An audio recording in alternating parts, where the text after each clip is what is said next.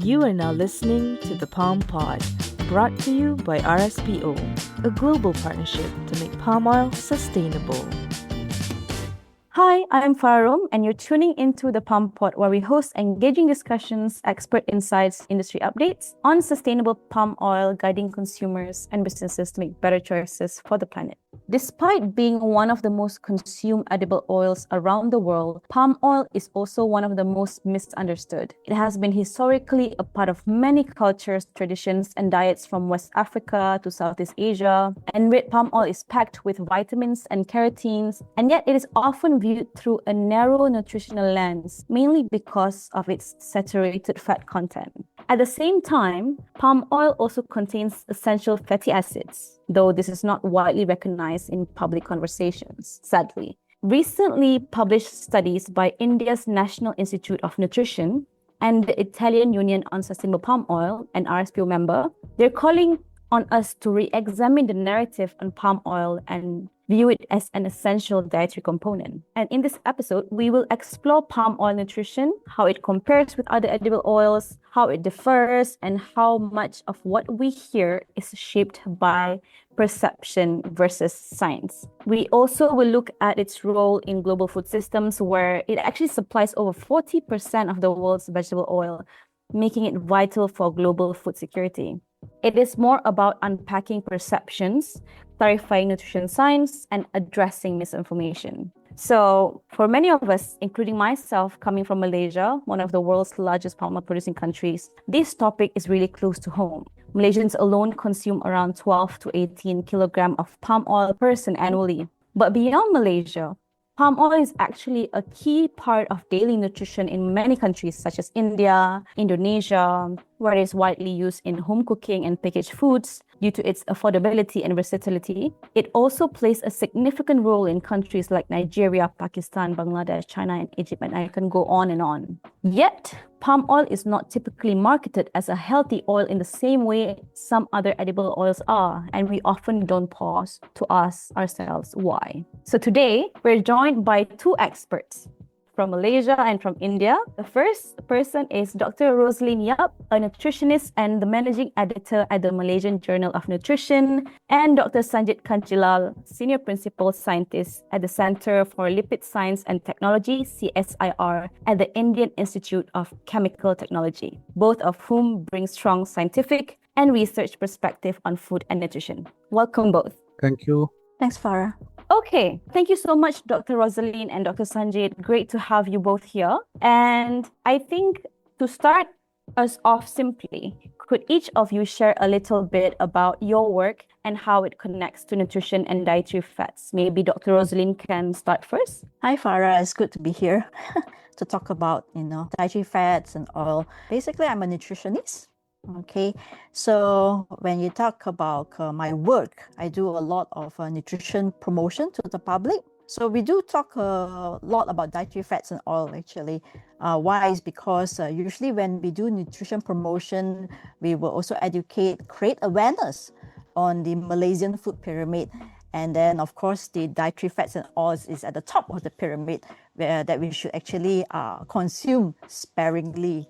Mm-hmm. On top of that, in terms of dietary consumption, okay, basically we do want to make sure that the Malaysians, the public, to consume the recommended levels of dietary fat. So basically, in terms of that, we provide very easy to practice tips, in terms of what to eat, how to select foods when you go out and eat, because Malaysians do like to go out and eat a lot. And of course, in terms of home cooking too, what are some of the healthier cooking methods in order to make sure that the consumption of dietary fat as per recommended levels. Yeah, so that's my line of work. Thank you, Dr. Roseline. Dr. Sanjit, can you share about yourself and your work that you do surrounding this topic? Sure, Farah. I am basically an organic chemist working in the area of oils, fats, and oleochemicals for the last 30 years. Presently, I am Chief Scientist and Chair of Department of Oils, Lipid Science and Technology, CSIR, IICT Hyderabad. Actually, I worked on not only isolation of lipid, synthesis of lipid, structural modification of lipid, then physicochemical and biochemical aspects of anything related to lipids, which involves not only edible, even non-edible oils and fats also.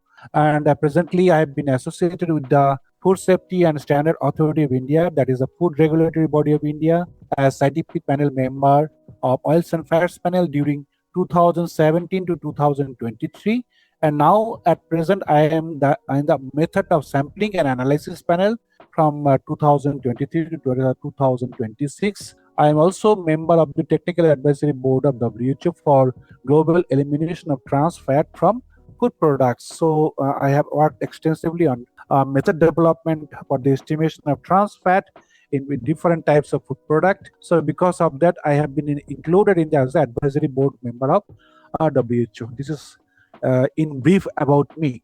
Thank you, Dr. Sanjit. So, from the brief profile of both of our speakers, we know that we're in good hands. So, we continue directly to our first topic, which is perception of palm oil. So, Dr. Sanjit, when palm oil comes up in conversations around health, and you as a scientist, right, when you observe, what are people usually concerned about? See, Farah, they are mainly concerned about only its saturated fat content. Okay, and you cannot blame the consumers as they are not at all aware of other positive attributes of palm oil and other nutritional facts of palm oil. So there definitely is a need to educate consumers. Another reason is all kinds of anti-palm brigade of social media who are spreading myths associated with the consumption of palm oil. So that is the only concern: high saturated fat content and linking it to hypercholesterolemia. That is the issue. I think this is a very popular perception, and this is also includes day-to-day conversations with people. They say, like, yes. especially those who are not in Malaysia or Indonesia, especially those outside of the growing countries. And Dr. Roseline, do you see those same concern reflected in how people approach food and cooking oils in Malaysia?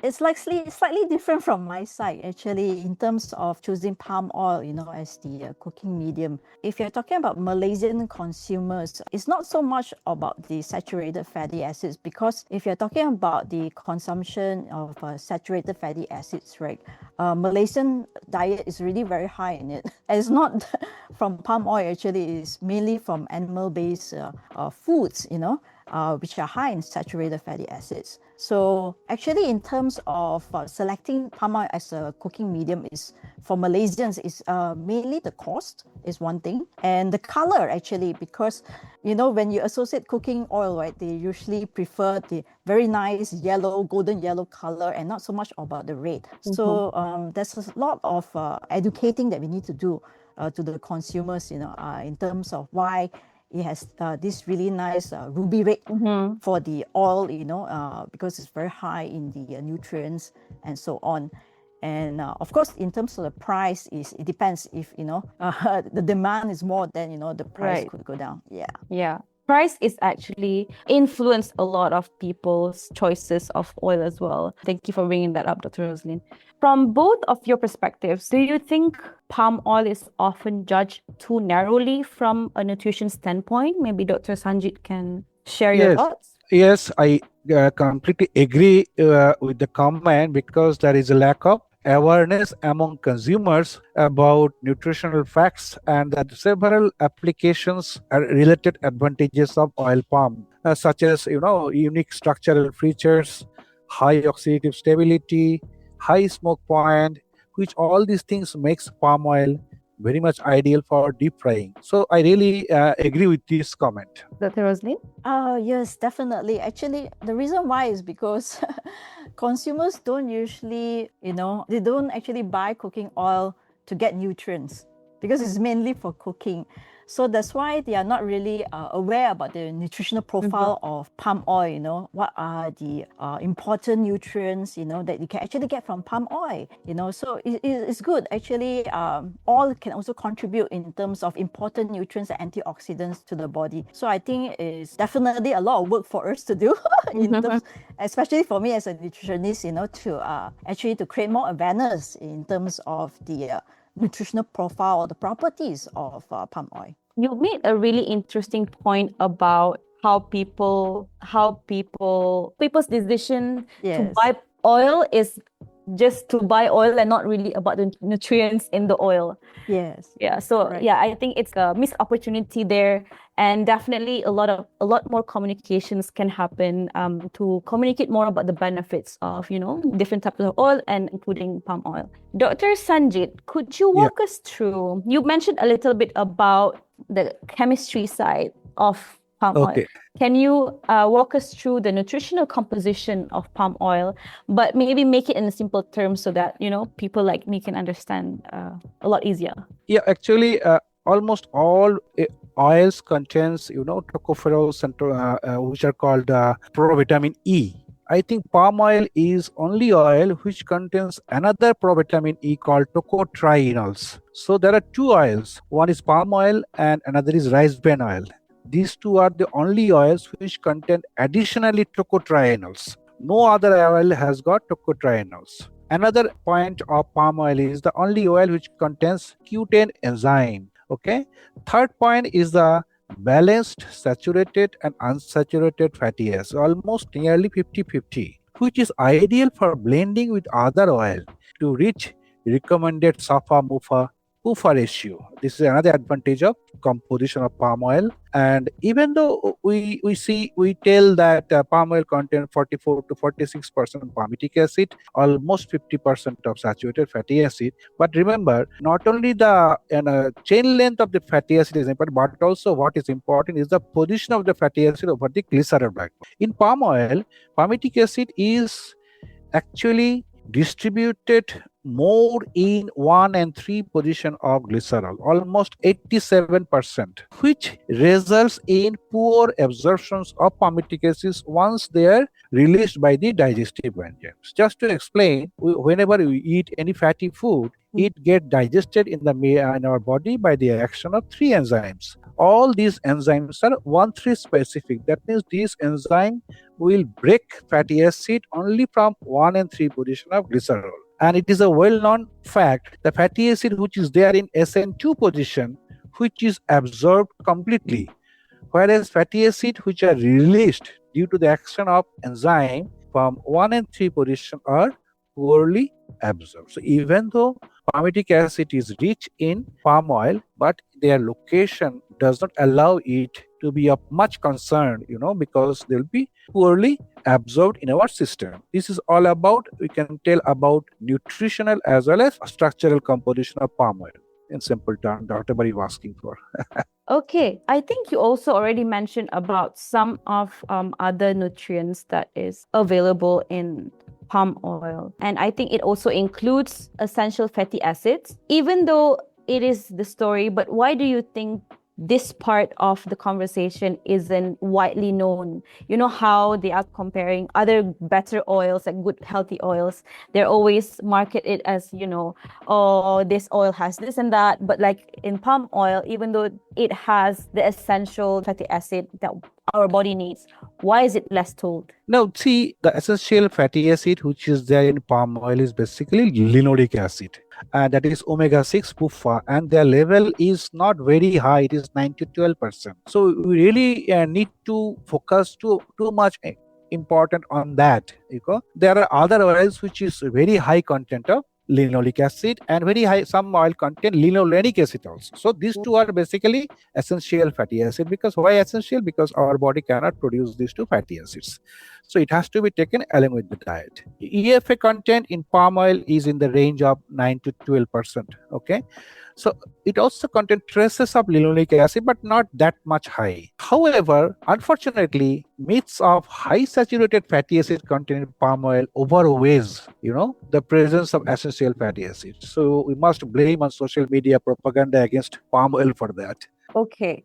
So I think we want to also touch about red palm oil. So with the nutrients that you've listed just now, what about red palm oil? What's the difference between, red palm oil and the palm oil that is usually used in this part of the region? Does it offer anything different nutritionally? Yeah, it's a well-known fact. Red palm oil actually the only vegetable source of vitamin A and also provitamin E is the well-known fact. Okay, because it is unrefined, it is extracted from the palm fruit. Mhm. It is enriched with all these nutritional component. Unfortunately, it is very dark orange red in color, and that color is due to beta carotene, which Mhm. is nearly 400 to 500 ppm. As usual, once you are doing, you are not refining oil, Mhm. because during the process of refining, we lose lot of provitamin E, tocopherols, tocotrienols will be lost during refining. Since red palm oil is not refined, it is enriched with provitamin. So all these antioxidants makes this red palm oil ideal for as edible application. I will not say cooking application. As far as India is concerned, it could not pick the market. I remember 1970s, 80s, red palm oil entered Indian market. It could not take the market because of its color, pungent flavor and aroma. Okay, Right. so that makes palm oil red palm oil not so popular in India as cooking oil. Maybe as salad oil, as a nutritional oil, you can use it. That's a very good oil. Right. I think I'm like a bit biased because I really love the red palm oil and also how it makes the food that I make, the color is a bit more vibrant. So I think it's just Yeah, me. Yeah. maybe, Yeah. maybe. Okay. Dr. Roseline, looking at the nutritional profile of palm oil, how should people interpret it in their everyday dietary requirements? Not taking your advice as a prescription, but more of what would you say how people should view, the dietary intake that they need to take and in regards to palm oil? Thanks for the question. Actually, in terms of like the current nutritional status, I think even globally, it's undeniable that in terms of non-communicable disease or chronic diseases like heart disease, cancers, and so on, rising is very high globally actually. So basically, prevention of these diseases, what we can do is to have a high intake of antioxidants. So that's when palm oil comes in actually. Palm oil actually has very high antioxidants in terms of what Dr. Sanjit has mentioned in terms of the vitamin A, vitamin E, and then the coenzyme Q10. So in terms of the nutritional profile of palm oil, it can contribute in terms of these important antioxidants into the dietary intake of, globally of people. Yeah. And looking at the nutritional guidelines that you refer to, Malaysian food pyramid and things like that, where does palm oil stand in the nutritional guidelines you offer your clients when planning your diet? Basically, in terms of that, okay, there are two ways. Of course, in terms of dietary intake of fats and oil is still at the top of the pyramid. That's one, so it's still minimum. But then, in terms when we break down in terms of like saturated fatty acids, monounsaturated fatty acids, and also the polyunsaturated fatty acids, we do have certain percentage. Yeah, but of course, if I were to, counsel in terms of consumers, we can't really tell them in terms of percentage wise because it's very difficult to calculate. What we can do is we can actually just educate them in terms of what type of oil to use for their cooking, and then in terms of like the choices of food, when they go out and eat, and so that they meet the recommended. And also in terms of people with heart disease and so on, we also kind of need to minimize in terms of the recommended levels of the different types of fatty acids too. So it really depends. Yeah. So we kind of need to put it in a simpler way, more lay in terms of that. So we cannot really state that in terms of, that it has like, this percentage of saturated fatty acids and so on. We actually explain more in terms of food. Yeah. Right. So definitely palm oil is definitely, one of the, tips, if we're talking about cooking oils. The decision is always the consumer, right? So we can only provide this information. So the final decision, whether they purchase palm oil or the other oils, is up to them. Yeah. Yes, Right. yes, correct. You would like to chime in, Dr. Sanjit? No, whatever Roseline, no, she mentioned is correct. It is choice is up to the consumer. Okay, we can maximum propagate as much as possible the nutritional benefit of the palm oil, especially red palm oil. That provitamin E and provit, it can be used like a salad oil. What I told, basically cooking is a Indian way of cooking is a continuously deep frying. It actually the real flavor of the original food gets masked by the pungent aroma of palm oil. That is the reason why red palm oil is not so popular in India as palmolene, okay, as cooking oil. That's what Right. I just want to add along with Dr. Rosaline's comment. Right. And I think, Dr. Rosaline, you've also mentioned about the choices of food. It also depends on your clients. And you also, I think, touch about how important the dietary pattern itself instead of just focusing on just one ingredient. So can you elaborate a bit more on how it is important to look at the overall choices of your diet, right? Rather than focusing on just one particular ingredient. Of course, because actually each food group, has its purpose. Yeah. So in simpler terms, like, at the base of our pyramid, this is, of course, the Malaysian food pyramid. But of course, in terms of globally, it's also very similar that we need to focus more on the vegetables and fruit. So this will provide us the vitamins and minerals, which are very important. So each food group has its own purpose. And then we move on to our carbohydrates and so on, which will give us the energy. And then in terms of the protein foods, for growth and repair, so we cannot just look at just one single ingredient because one particular food only, because that particular food will just give you, a particular nutrients, And even in each food group, we always emphasize variety. You cannot eat the same food daily. If you eat the same, like for example, your breakfast, you just eat bread for like 20 years, the same bread. You only obtain the same nutrients from the bread, but you have to have a variety, it's like, for example, during the week, you have a mix of bread, or rice is also fine because, in terms like in Japanese population, they actually consume, or even the Koreans, they consume rice as their breakfast. So you need to have some variety to get different nutrients, and not just rely on one single food because some of these nutrients our body cannot produce, as what Dr. Sanjit mentioned. These are essential nutrients. So that's the reason why the focus on variety in each food group is so important. Variety is key. And when we talk about having variety, it's also about options. So we are having our segue to the next topic. This is about comparing oils. So Dr. Sanjay, the difficult question goes to you. How does palm oil compare with other commonly used oils such as soybean, sunflower, or olive oil from a nutritional standpoint? Well, thank you for this tough question. Each oil is unique. Uniqueness in fatty acid composition, in physicochemical properties, nutritional properties. Since you have given a choice of comparing palm oil with sunflower, soybean, and olive, let us start from sunflower oil. So sunflower oil is rich in linoleic acid, almost 57.7%, followed by oleic around 30%, and very low palmitic.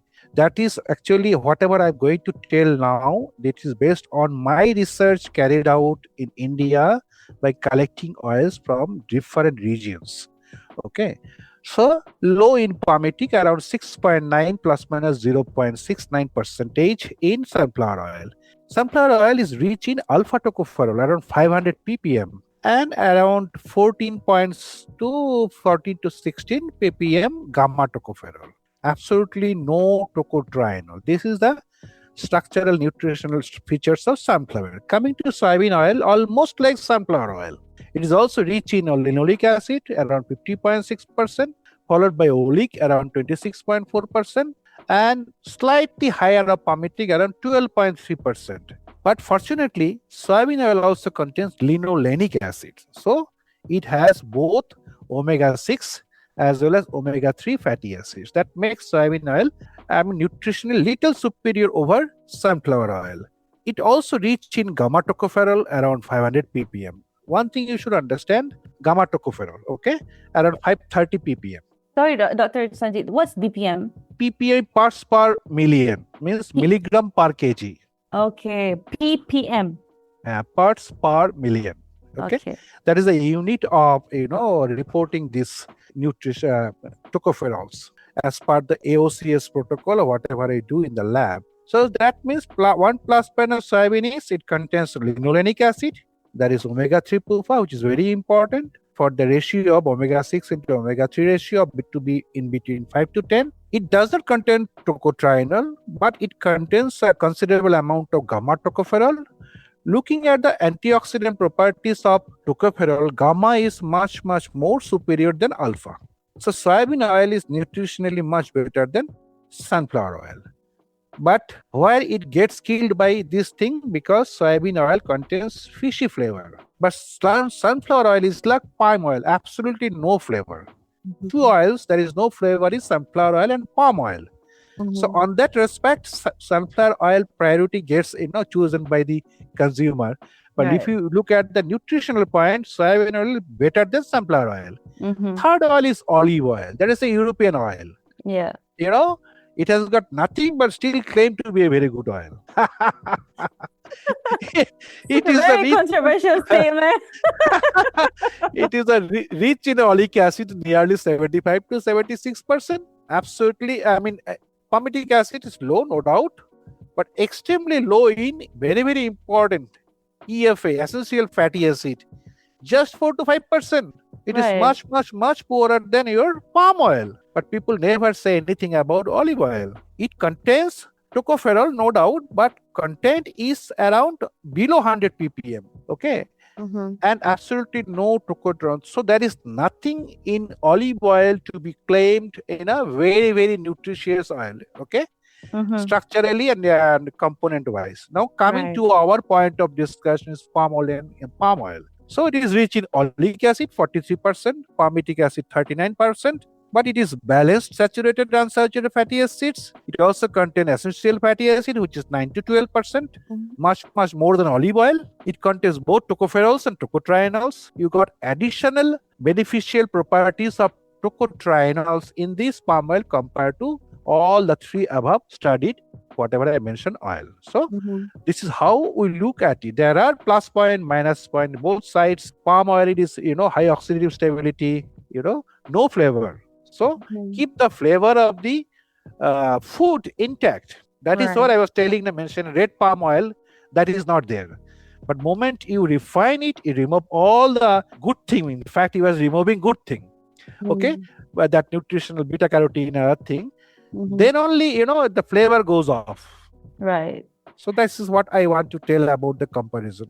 We're gonna go further to that statement you made just now, but Dr. Roseline, why is it that there are always this perspective of or perception of people that there's one oil superior, and we know which oil that people are always hyped about? When people choose cooking oils, are they focusing on the right factors, Dr. Roseline? I think the word right is very subjective because it really depends on the individual's needs and preferences. I mean, just now you did mention, right, you like you don't mind the rate, the ruby rate of palm oil, but if you're talking about majority, even Dr. Sanjit mentioned in India also, they don't like the color.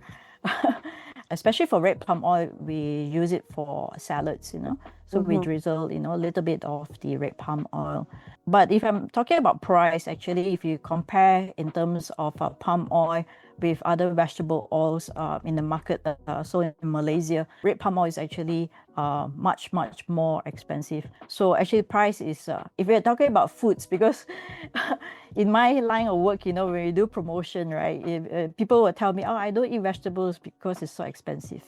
So price is always a factor when they're coming out with, consumer. But in terms of there are people who are concerned with health, okay, or they equip themselves with the knowledge in terms of the nutrients of various foods, So these are the people, if for health perspective, right, they may choose, palm oil compared to the other oils. So it really depends on the individual's needs and of course in terms of their awareness or their knowledge on various foods, including the ingredient such as palm oil as a cooking medium. From both of your perspectives, do you think the differences between oils are sometimes overstated? Sanjit, you can share. Yeah. Okay. So first of all, I think already I explained when I was comparing between oils. Mm-hmm. So see the oil which you are consuming since your childhood is the best oil for you. Okay, so you should not change your food habit drastically suddenly. You can take play around. Since each oil is unique, it is always better to rotate the oil to get the benefit of both the oils. If two oils is much better if you go ahead to a three oil also. So oil is just a medium to cook food. So we should look at the properties of the food which are Right. getting food, whether it is balanced or not. So that is important. Mm-hmm. Dr. Roseline, do you have anything to add? Yeah, I think it's unfair to label.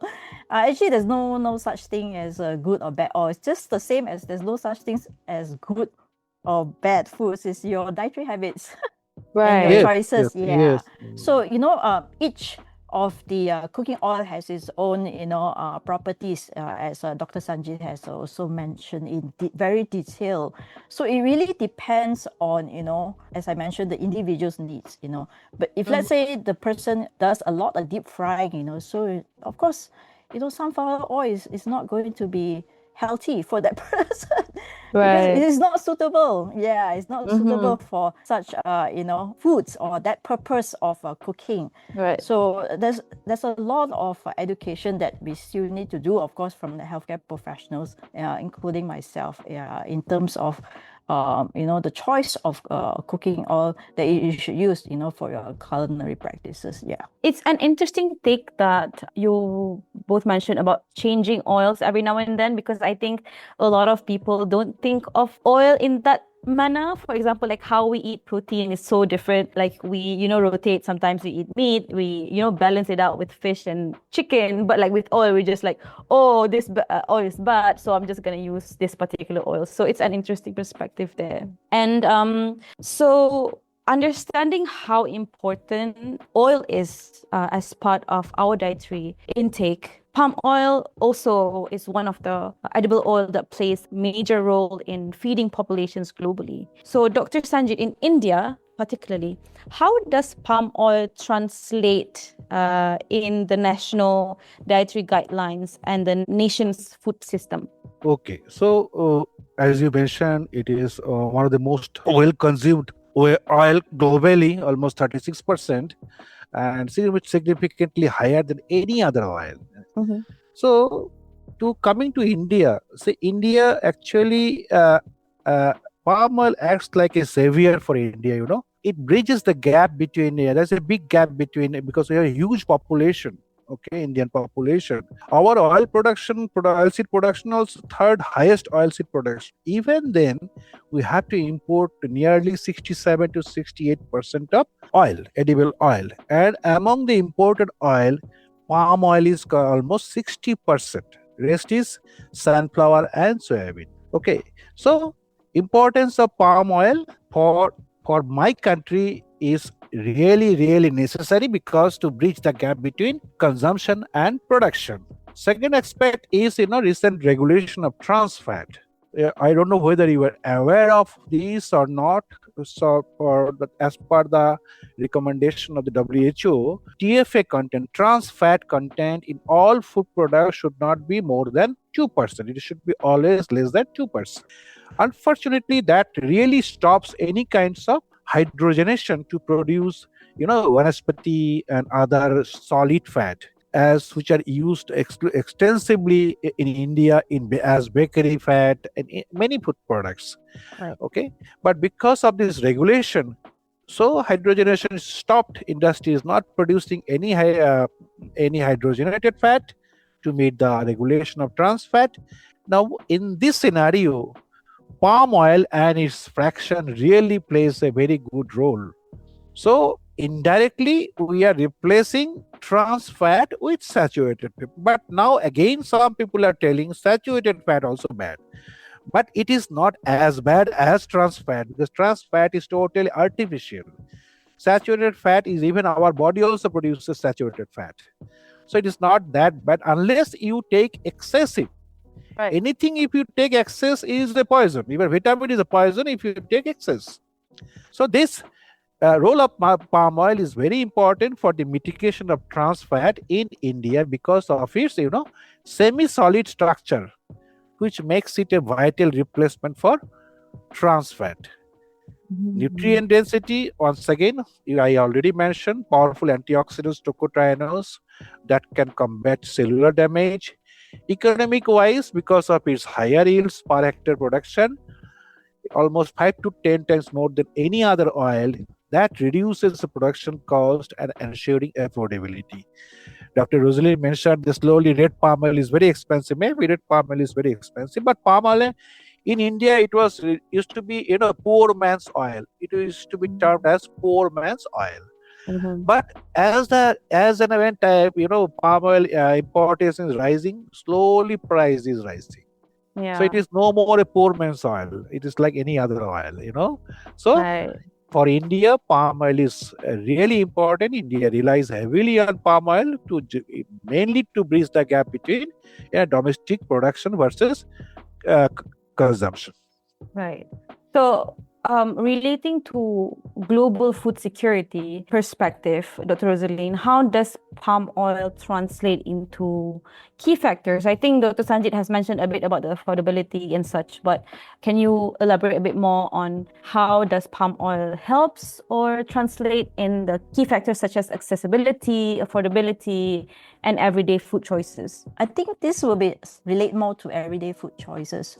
I think the good news about the situation in Malaysia, basically in terms of the we do have palm oil because Malaysia produces palm oil. So if you're talking about fast food restaurants, they use palm oil. So Dr. Sanjit mentioned earlier about the trans fatty acids. So in fast food restaurants that produces a lot of food products that are deep fried. So it's good news for us actually, because we would not be consuming trans fatty acids. Yeah. Yep. So of course I'm not encouraging people to consume fast foods. Deep fried. But then I mean, in a way, it's a little bit better, in terms of like if you're Right. talking about using, like sunflower oil, to cook for deep frying. Another thing is also like in big products also. So I think Dr. Sanjit mentioned also in India where, if we were to use palm oil, is also a better option, definitely a better option because of its stability that it will not, produces trans fatty acids. Yeah. So I can only mention more that in terms of health perspective and everyday choices also.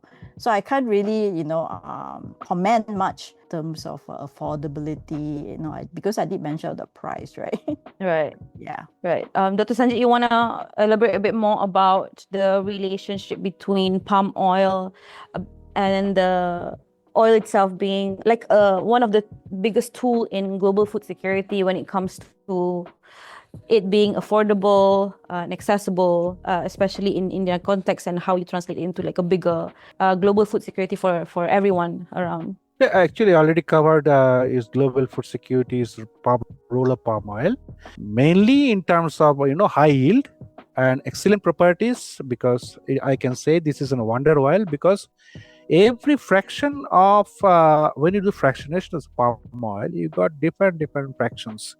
Each fraction's physicochemical properties, especially the melting points, changes like anything. That really widens the application of palm oil. So global food security, of course, it is a huge role. So almost 36% production, global production is palm oil. So it has a huge role. That's what I can tell as far as the India is concerned, and palm oil is the savior. It saves us. So that is what actually I want to add. Yes, and there's a lot of benefits to it as well. Like Dr. Sanjit mentioned about how palm oil, compared to any other oil, it's one of the highest yielding vegetable oil crop. And, if you look at the sustainability standpoint, there's also, some people, like you mentioned before, Dr. Roseline, about people making choices, like what's right for a person might not be right for another person. So those who are more concerned about sustainability and ethics and things like that, looking at palm oil, it just makes a lot of sense. And okay, I think we touched most of the questions that we have for both Dr. Rosaline and Dr. Sanjay. We have like a really short, quick Q&A, more of a rapid fire round. So I will give a statement to each of you, and you will have like a very short answer to all these statements, okay? So we start with Dr. Rosalie. So the first statement is palm oil is unhealthy. No, palm oil is actually nutritious, okay, and it's very stable for cooking. Okay, Dr. Sanjit, all saturated fats should be avoided. Saturated fat, if you take excess, is bad. But saturated fat is within a limit. It is like any other fatty acids, okay? And, chain length, as I mentioned, not only the chain length of fatty acid, but also orientation of the fatty acid, but the glycerol backbone is important. Okay, great. Dr. Rosaline, some oils are inherently better than others. No, the answer is no. So it really depends on the individual's needs and preferences. But I do want to emphasize, because cooking oils nowadays, right? They do have like a sort of like nutrition information on the food labels. So I think it's very important, for consumers to equip themselves in the knowledge of that. I also want to emphasize that they will always put there 0 cholesterol. That's very obvious, because you do not have any cholesterol from any plant-based products. Yeah. Yes, 100%. Correct. Yeah. So it's important to actually equip yourself with the knowledge about food labels. So read your labels, consumers. And Dr. Sanjit, last but not least, palm oil has no meaningful nutritional value. What should I tell? Just listen to your answer all over again. Each oil is unique. Each oil has got some positive factor, some negative factor. So palm oil also has got some negativity, some positivity. Each oil, every oil. That's why I was comparing each oil, no? So it has got, that is the reason, people say rotate the oil to get the benefit of each oil. So, but there are certain uniqueness in palm oil as far as nutrition is concerned, of the rich in antioxidants, tocotrienols, structural things. These are the positive attributes. That much I can add. So it is nutritionally not bad. It is good. Okay, great. So we are going to the closing reflections before we wrap up. Dr. Roseline, what is one misconception about palm oil and nutrition you would like to correct? I think a lot of people perceive that palm oil is very high in saturated fatty acids, which is not true actually. It's only 50%. So it has very balanced in terms of the fatty acid composition. It's 50% saturated fats and then 50% of the unsaturated fatty acids. So I think this balanced composition is actually provide the uniqueness of palm oil in terms of giving us the different fatty acids for our body, and of course as a cooking medium it is very stable if you were to compare to other vegetable oils. Okay, Dr. Sanjit, the same question to you. From a scientific perspective, what do you think people most often misunderstand? See, first of all, as per the American Heart Association or WHO guidelines, ratio of saturated, monounsaturated, and polyunsaturated should be 1:1 to 1.5:1. Okay, and the ratio of omega-3 is to omega-6 should be in between 5 to 10. This is the nutritional guidelines to get all the different types of fatty acids, essential fatty acid in our diet. You cannot completely free up, saturated fat. You should be there, it will be there. Okay, but what palm oil is small negative thing is that it is, even though Dr. Roseline mentioned 50% saturated, 50% unsaturated, correct. That makes palm oil is a very good oil to be blended with another oil to reach that value of safa, mufa, pufa. That Mhm. is one point I am to add additionally. So it is less, a level of EFA should have been more, it is slightly less, and saturated fatty is slightly more. But that saturated fatty acid, once again, as I mentioned, structural orientation. Okay, structural orientation of palmitic acid is, if you are from chemistry background, you can understand in the glycerol there are three positions: 1, 2, 3. So most of the fatty acids which are not required by our body, nature places it, nature, God nature or mother nature places it, knowingly at 1 and 3 position, because these are not required by our body. Which are required by the body, they, mother nature, place it at SN2 position, because that is the fatty acid, and monoacylglycerol, 2-monoacylglycerol, that is absorbed on our system. Mhm. Okay, so palm oil, that's what uniqueness of each oil. Palm oil has got some, yes, it is rich, it is, you cannot deny this fact, Mhm. it contains higher level of palmitic acid, that is, you have to accept. Mhm. Okay. Okay, I think today's topic is a really interesting revelation for me, because there's a lot of information, even though I'm actually a nutrition background myself, but I didn't pursue that as my career. And thank you so much, both of you. And I hope today's conversation has given our listeners a more informed perspective on palm oil nutrition and the important role palm oil plays in the bigger global food security. And for many communities around the world, it remains an affordable and accessible source of food and nutrition. And when produced sustainably, palm oil can deliver benefits far beyond dietary health, like I mentioned before, supporting livelihoods, protecting forests and biodiversity, and it also contributes to stronger social, environmental, and economic well-being. And thank you so much, both Dr. Roseline and Dr. Sanjit, for spending your time this evening. And yeah, and if anyone wants more conversation with them, feel free to reach out to us. And yeah, thank you so much, both. Thank you so much. Thank you. Bye bye. Thank you for listening to the Palm Pod. Don't forget to rate, review, and subscribe on your favorite podcast platforms. We also love to hear your thoughts and suggestions for future episodes. I was speaking to our guest, Dr. Roseline Yap, nutritionist and the managing editor at the Malaysian Journal of Nutrition, and Dr. Sanjit Kanjilal, senior principal scientist at the Center for Lipid Science and Technology, CSIR, Indian Institute of Chemical Technology. I am Fara Rom, and this is the Palm Pod.